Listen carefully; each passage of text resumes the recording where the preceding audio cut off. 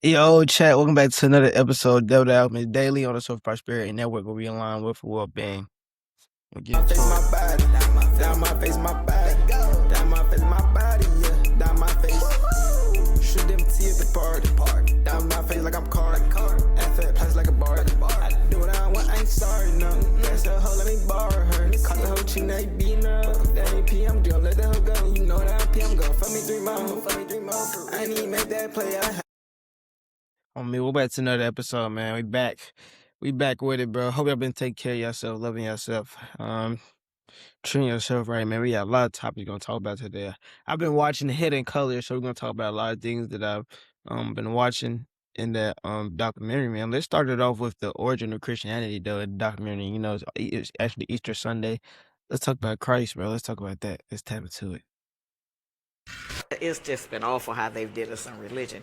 And our people tend to think that even those who feel that they know that white Americans have mistreated us, their grandchildren or great-grandchildren still mistreating us in a lot of ways, they still believe, well, but nobody would lie about God, when that's not true. People who are trying to subjugate another people and turn them into slaves, not just physically, but mentally, then they certainly would try to teach them that God looks like me. A lot of people say it doesn't matter what Jesus looked like, it doesn't matter what God looked like or other deity. But the thing is, if it did not matter what Jesus looked like, why don't they show what the original paintings and pictures of Jesus look like? Why don't they show what the original paintings and pictures of the disciples look like? Because that's very important to know if it doesn't matter. Michelangelo was told by the Pope to put the picture of the Holy Family on the roof of the chapel. Michelangelo said and the Pope specifically told him to make it European. Michelangelo explained to him that there are no models of a European Holy Family. And so he said, you'll think of something, and he did. He used his family. We thought the only guy we had was the one that white people gave us, which was Jesus, okay? And he looked like them. And when we saw them, psychologically, we would transfer that was deity. If it really was unimportant what he looked like, then why didn't he look like the majority of the people on earth? Why would he look like the people who are the minority race on the entire earth? We're not the minority. People always ask me, why do the black church not get rid of the white Jesus and put a blue black Jesus in place with a nappy head? Because black people would stop going. Not only did they hide the color of religious figures throughout Europe, they would hide the colors of other very important people, especially royalty in Europe. A lot of old paintings in Europe, they clearly show African-looking deities. They show the Black Madonna and Child. This is all throughout Europe. They show black pictures of Jesus. They show African-looking disciples all over Europe. I mean, everything that you're looking at in the Roman Catholic Church today is the exact copy of what they got from Egypt. The high priest, the regular priests, you got the cardinals, you got the bishops, and then you got the Pope at top. So you had the Pharaoh, you had the high priest, you had the priests, and so you have the same type of categorization of people as they're placed in the temple, but their purposes and what they were telling was different. When racism rose, because racism was a system, and prior to the system of racism evolving as a necessary instrument for the maintenance and protection of the European genotype, Europeans, for many intents and purposes, I would say just about worshiped African people. First 3 popes were black. You had one named Saint Victor, you had one named Saint Gelasius, you had one pope named Saint Matthiades. There was another brother named Saint Benedict, who was a patron saint in Europe, well known throughout Italy. Militatus was a black pope. Militatus was the pope during the Council of Nicaea. And we've had these brothers who were worshipped throughout Europe and Italy, and we don't talk about it in America, but they're well known in Europe. You have one brother, Saint Maurice, who's a well-known martyr and a religious figure throughout Europe, and you see his statues all over the place. Many of those who early on helped to formulate what is modern-day Christianity in Greece and Rome were also African. When you look at Christianity, you're dealing with the Amen priesthood that's coming directly out of ancient Kemet. You're dealing with the rites and rituals of Osiris, the passions of Osiris. the idea of the resurrection of the dead and his son coming forward, Heru, as his living testament to his life. Aset, who the Greeks call Isis, is the essence of who Mary is. Nebatet, who is her sister, is who Mary Magdalene is. So that when you look at Christianity, I mean, even when you look at the word Chris or Charis, you're dealing with chares. Ka means spirit and res means to rise. The Romans learned the Passion of Osiris through the Greek. And the Greeks learned it through the Kemites or the Africans from Egypt. So that it was just a retelling of the same story, superimposing things that they thought they knew. And that becomes what we today call Christianity. Judaism, that is Atonism. That comes directly out of the river, Hapi or Nile. And that is why Moses himself was said to be initiated into the priesthood of ancient Egypt. In fact, today, if you were to go to Africa and talk to the children who've been Christianized, they will tell you that their ancestors covenanted with devils, and this is why black people are in the condition they are today. So turn to Christianity, and of course you turn to the oppressor's religion, and then you eat the gruel that they give you, and at the bottom it says Jesus saved you. Of course, you're conditioning that person for another 1,000 years. The falsehood of Christianity has taken a toll on black relationships because really when women are taught, or women and men, but when you're taught as a female that God and Jesus is white, you're going to look at whites as somewhat of a savior figure. And you're going to look at the men in your life a little differently. Try to just work on that more. We need to stop going to church every Sunday trying to get along with them and try to get along with the people at home.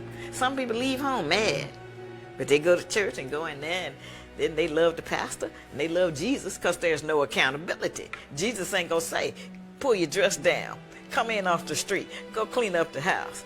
You know, Jesus ain't gonna tell them that. And if he do, they ain't gonna listen to that. I think that was very, very important saying that, bro. I was watching it. I was like, bro, that's facts. Because, you know, there's a lot of conversations. You hear this a lot on the internet about how religion is holding the black culture, the black race back and things like that. And how it's like a psychological war on our minds and how it keeps us stuck in certain ways and not fighting back against the system.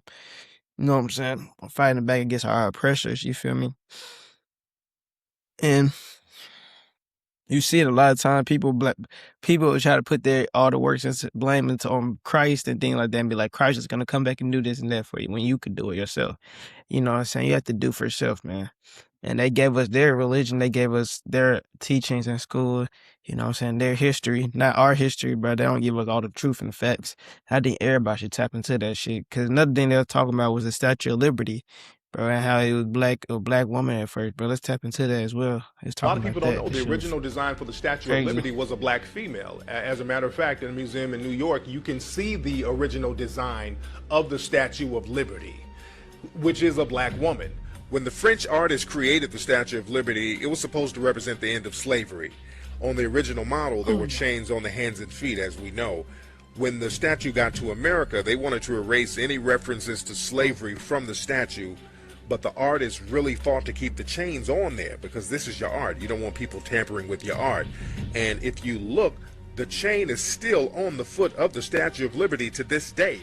Well, the story was that it was a gift of the French to the slaves, and that the original statue had the picture of a black woman, the original model for it, and it had a distinctly African face.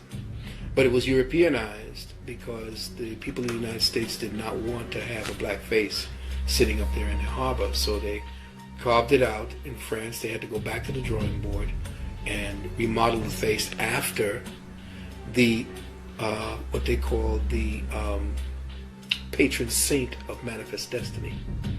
So the patron saint of Manifest Destiny, that's her face on the what they call the Statue of Liberty, which was transposed from the African face. I always heard that story. And to have it here like fully broken down and then like that was kind of insane. And the Statue of Liberty story broken down. That shit crazy how they just lots of never full history of things. But another person they talk about who created the clock is Benjamin Banneker, man. His story. He was a descendant of the Dogon tribe of West Africa, very well versed in astrology. Well, his name itself, he was a Moor also. He was the first one that started the almanac. He was a Moor. In fact, there's a book by Charles Sarami on Benjamin Banneker. In fact, what's interesting about Benjamin Banneker is that they trace his ancestry back to the Dogon people of Mali. That what Benjamin Banneker is best known for is his knowledge of agriculture and astronomy. In fact, he was the one that wrote the first Farmer's Almanac. Basically, when you're watching your weather report on the news today and they tell you what the temperature was in 1920, that's the Farmer's Almanac. And he was the one that was able to codify, write down how to deal with the earth according to the seasons. See, Benjamin Banneker and L'Enfant were building Washington, D.C. And what society attempts to tell you is that that Benjamin Banneker had a photographic memory, and he did. Not to take that from the brother. But L'Enfant did not build Washington, D.C. because whoever built Washington, D.C. had to have been a master astronomer. Because Washington, D.C., as our brother Tony Browder has shown us, is laid out according to the heavens.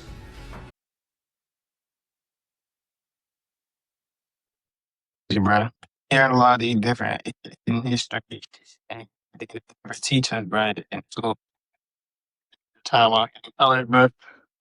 Bro. I'm on finish straight. I'm on in college 3 right now, so we're gonna be even more time off this. I'm gonna be breaking this down pretty much all week. Okay. More topic: aliens, lower in the U.S. government, U.S. military. I think it's a good deal. I think the most important information will be the biologics that are not human that have been discovered, and like even some of the briefings that aren't classified just need to be out in the public. I mean, I had someone come and brief me who was in a military uniform, worked for the United States Army, that was briefing me on the locations of hybrid breeding programs where captured aliens were breeding with humans to create some hybrid race that could engage in intergalactic communication. An actual uniformed member of the United States Army briefed me on that. Non-human biologics, interracial alien mating?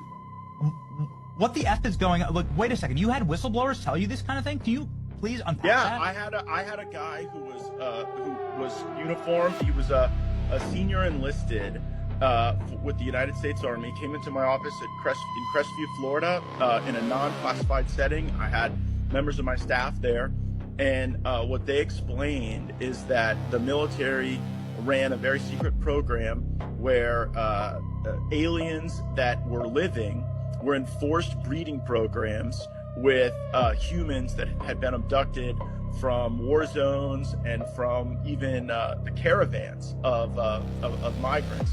Now, again, I didn't verify this, but what the whistleblower was telling me is that there were like between 6 and 12 locations around the country where this happened, and what he wanted was a group members of Congress to all show up at the same time at all of these different locations so that any of those activities could not be moved. And of course, it's a physical impossibility to get members of Congress to simultaneously show up at like 8 locations at one time. So that never occurred.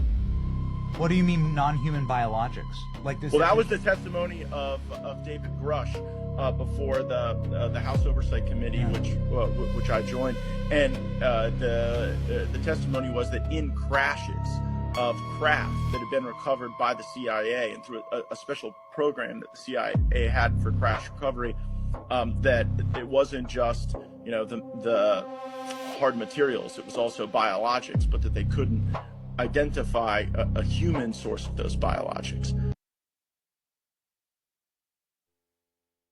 Just saying, bro. Shit come out there. I feel like we going into the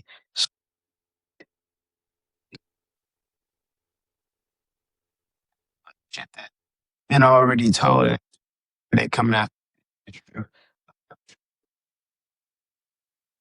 these shit, but this shit coming at you, so it's kind of insane, but another episode down badly, bro. Episode 2.